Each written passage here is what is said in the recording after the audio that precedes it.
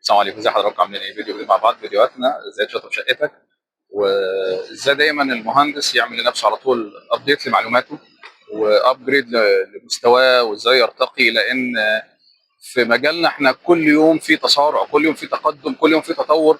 فالمهندس اللي مش هيواكب التطور ده ويزيد عنه كمان بان هو اللي يبدا يعمل الافكار الجديده، فطبعا هيتاخر كتير قوي.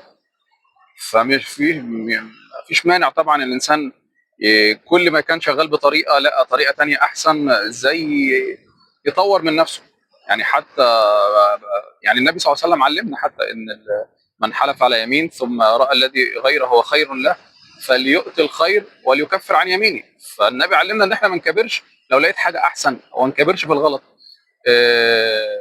كتير كتير حاجات. انا يعني الحمد لله من فضل الله انا شغال من 2005، يعني فوق ال 20 سنه اهو، الحمد لله من فضل ربنا عليا سبحانه وتعالى. فطول ما انا شغال، طول ما انا ماشي بتطور وبلاقي حاجات جديده بعملها. يعني احنا اول ما اشتغلنا 2005 اديكم امثله كتير. كنا في 2005 بنركب لسه الابواب الخشب بتاعه الاوض قبل السيراميك. فلقينا بعد كده في مشاكل بتحصل، الابواب من تحت بتتنفخ بتسود. فبدانا نتطور الموضوع، لا يبقى احنا نجدد، نعمل الابواب بعد السيراميك لانها انظف واشيك واحسن وما بتعملش مشاكل. حاجات كتير. حتى الفتره الاخيره احنا بنركب في الحمامات وفي المطابخ الغسالات. فبدا لقينا افكار حلوه نازله على النت عجبتني ما شاء الله لصاحب الفكره، ربنا يبارك فيه.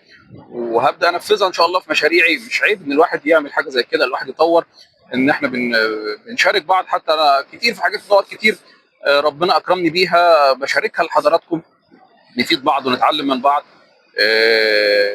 حتى الفتره الاخيره كنت الاول بشتغل مثلا تاسيس سباكه وكهرباء ومش عارف ايه كده، ابدا امحر الحمام او المطبخ. بعد كده لقيت لا، طب ما انا لو محرت الاول هيكون افضل واريح للصناعيه. ف نبقى يعني الموضوع يبقى فليكسبل يا جماعه، نبقى مرنين. لو انت شغال بطريقه لقيت غيرك شغال بحاجه ثانيه، والله او حد قال لك والله يا باشمهندس كذا احسن، فما نكبرش، نبدا نفكر ونشوف. لو الدنيا حلوه وجميله وفعلا فكره حلو فلياتي الذي هو خير. ربنا يحفظ حضراتكم، وفيديو جديد مع بعض، فيديوهاتنا زي ما انتم شايفين. السلام عليكم.